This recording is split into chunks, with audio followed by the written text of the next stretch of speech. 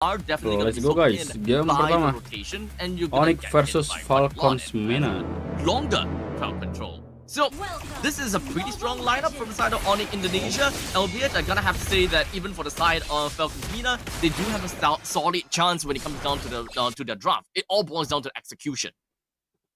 Yeah, with Team Falcons Mena, the fact they have the Suyo as well means that you can have so much flexibility right here. They don't want to go for a full fight, for a full dive, because the Selena and Gatot can be used aggressively and defensively, and the Suyo can do both. Can even poke from distance as well with the Selena. So we'll have to wait and see how that really plays out. But looking at the emblems right here, Kiboy definitely has the aggressive edge with the thrill on the Jawhead.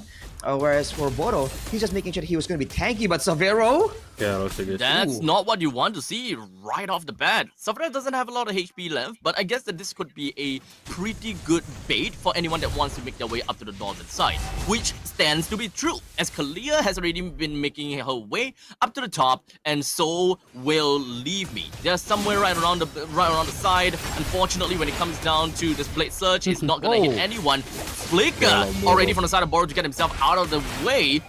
Not too sure whether that was a trigger finger or not, but okay.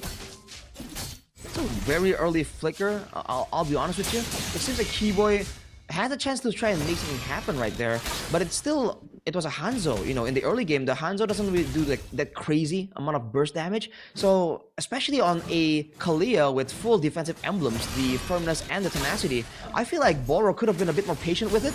But look at this, a stun already. Immediately, Boro makes his way right into the midst of everyone, while Kairi goes straight in for a good amount of damage, and Boro doesn't seem like he will be able to stay alive for any time longer unless he finds a way to vault past. But that's not going to be the case. Ryota is going to find himself an eye for an eye. It is going to be an EXP later for a Roma at this point in time, and this is actually going to give an opportunity over to Falcons Mena to take the turtle. Onic are focusing too much on getting the pick off, and they have to, by all means. They have the damage, and they can't really have the same AoE impact that Team Falcons Mena does. So they use everything onto Boro, but they traded Ryota for it. And not to mention, with the Revitalize and the healing that both Orange Bob 25 and Boro have, they can sustain for an obscene amount of time here. You know, Gatot regen, along with the Kalia, they can heal the Gatot as well. Not something you want to try and fight in the early game, I would feel. Also with the Selena having more skills at her disposal pre-level 4, I feel like Onic could have taken it a bit slow right there. But now that they have a level 4 Low Yi, we'll have to see if there can be a diversion play. But no, Kiboy gets jumped on. That's going to be the Thunder Strike. They're just going to be working on Kiboy, but not going to be a Tsunami Slam at this point in time. A good Force Ejector to kind of throw Boro away, just to make sure that he will stay alive a little bit longer. Team Falcons is doing a great job just pushing the aggression. They know they have the right tools. And Sensei actually is clearing the wave really well against Sanz. Look at Savero. There's going to be a fight up in the northern side. Savero gets a pretty good pin between Koba as well as Boro. He's going to live to see another day, even after a 3-man gank. It's a bit of a signature pick for Savero, actually, the Moskov. So it's not surprising that we're seeing it here. But it seems like Team Falcons Mena have plans for that lane, dude. They're sticking around and trying to find an opportunity to try and go for a dive, potentially. Wow, okay. The very fact that Falcons Mena is putting a lot of pressure up in the top lane, and Onic actually did not respond too well. Never mind, I take that back. That is going to be a Force Rejector, but the Tsunami Slam, the Tidal Strike from Boro got her right out of the midst. I mean, it was well played by Onic to a degree, because Savero was just playing it safe when he doesn't know where the position is. And then when Kiboy walks up, he has a bit more security, and then he walks up. So at that point, when Team Falcons Mena go for a small engage, a skirmish, they were pretty confident at just going for it. But now we're back to the turtle situation, and Onic, they don't have time to go for a divergent setup right here. Yeah. Kairi is not going to be showing himself just yet. He made his way over to the orange buff, but Onic just wants to reset this turtle time and time again just to make sure that Kairi hits the right level. And in fact, at level 8 versus Leave Me, and currently at level 7, this is going to be the fight that we're going to be looking out for. As now immediately we do have the Slam that's going to be rocking down onto Ryota, while the turtle is just going to be taken down from the side of Kairi. The entirety of Onic is going to be A-OK, while Kairi is just going to be pushing Leave Me away. Great moves by Onic right there. Great macro, man. Having Savero land that Spear of Destruction at the right moment, sending Ryota to zone away Leave Me right before the fights even begin. Team Falcons Mena thought they have the advantage in the AoE, but then they walk into that fight, allowing Sanz to apply that yin-yang effect to multiple members. And that just makes things a bit difficult. And that was an attempt to try and punish Kairi, but he was way too low. Leave me alone right here. It's gonna be fine. Risky play. Ngeri kali ya. Risky, in fact. But now Boro in the Pixel Bush is not gonna be taken down that easily, though. But a quick little...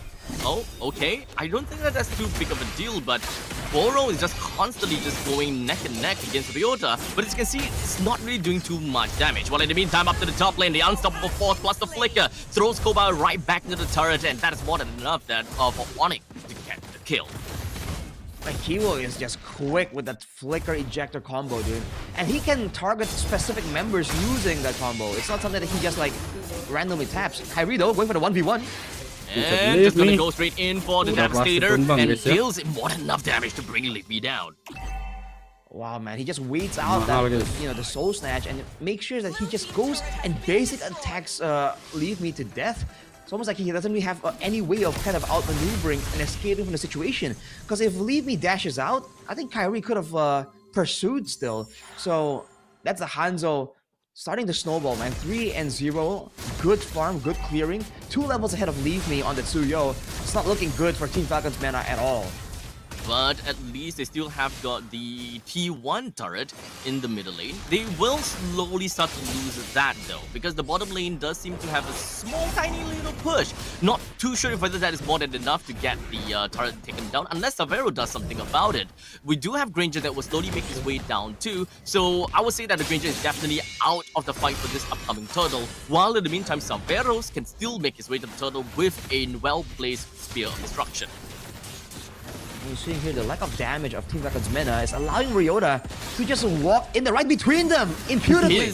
Wow, okay, he's literally just gonna go in between of 2 persons. He's buying a lot of time, while in the meantime, the rest of the members from the side of Onic, especially for Kairi, he focuses 1 person down. The Pinnacle Ninja is still surviving very darn well. In fact, that is gonna be Orange Bob almost getting a kill down on the Sanz. While right now we do have Savero. He's just going to be right in the midst of the battle, only to be taken down by Leave Me. The rest of Onic is slowly getting collapsed down by Falcons Mena. Not the ideal scenario, but Onic, they have Kairi on the turtle, and he got it, and he can get out. He's gonna be fine for now, but he joined in with the Pinnacle Ninja. Perfect Demon Sword! That actually allowed everyone to be knocked up together, allowing Sanz to pick up a double.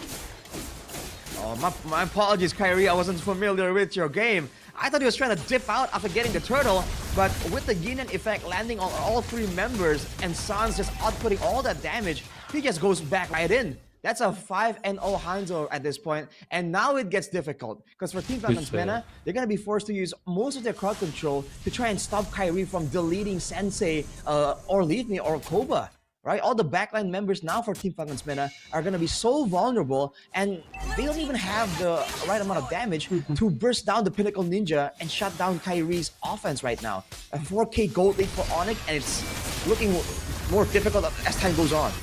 Crowd control will be the name of the game. Well, in the meantime, Tsunami Slam onto a Kiboy that does not have to purify. He will go down to the hands of Leafy. Well, in the meantime, the Pinnacle Ninja is just going to be 1v4. Everyone take a look at this. He's right underneath the turret. But now Boro, he managed to take a good amount of crowd control just to force Kairi right back into his original form. But wait, hold a second. Sanz, he does have the diversion all the way down to the bottom side. But what can he possibly do with all of this? Savero, he pushed down the bottom lane, so at least they will be able to congregate together. And now it is going to be yin and yang. They're just going to be working on one another. The Spear of Destruction, Savero teleports right into it, but not quite enough to get a kill down to the orange bot, but they will move on forward, over to get a kill, down onto Burrow. Leave Me, quick snipe down when it comes down to his archery skills, but he will move backwards. He don't see anyone within of this pixel brush, as this is going to put Ryota right in the face of Leave Me, but he will at least still stay alive with a quick blade surge. Dude, look at how aggressive Onic is playing, man. They are approaching from all the angles, and because they're at a gold advantage right now, they are sure that if it comes to 5 individual 1v1s, they can outdamage the members of Team Falcons Mena, which is why they don't seem too concerned about setting up a front line.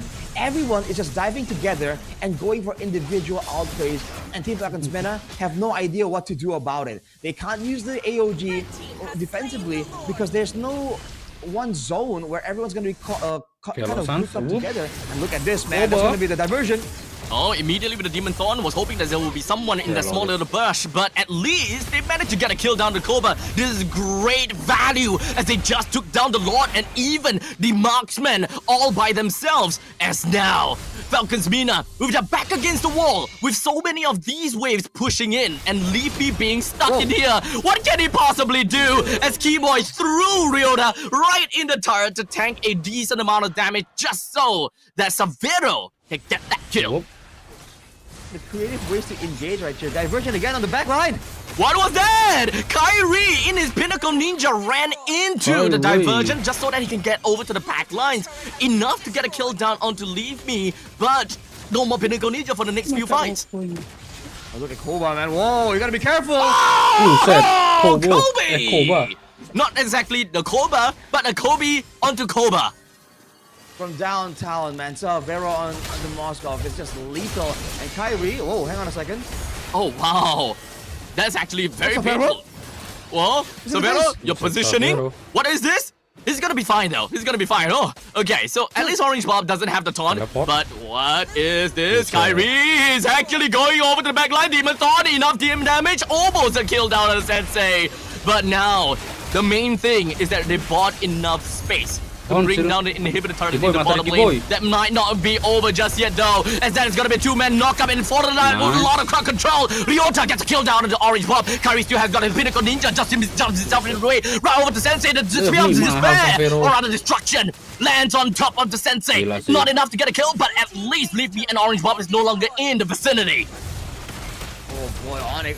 What are they doing, man? They're completely disrespecting Team Falcons Mena. Severo drove into the base 1v3 and now he's still doing it. Just not backing away. Only one turret left and Onic are definitely gonna make it, man. With 2 members down, they can keep going.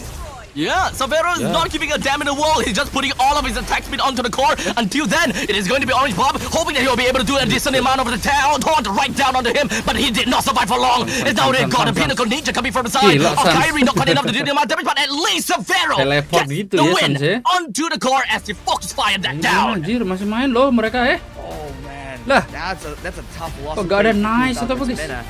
And honestly, more than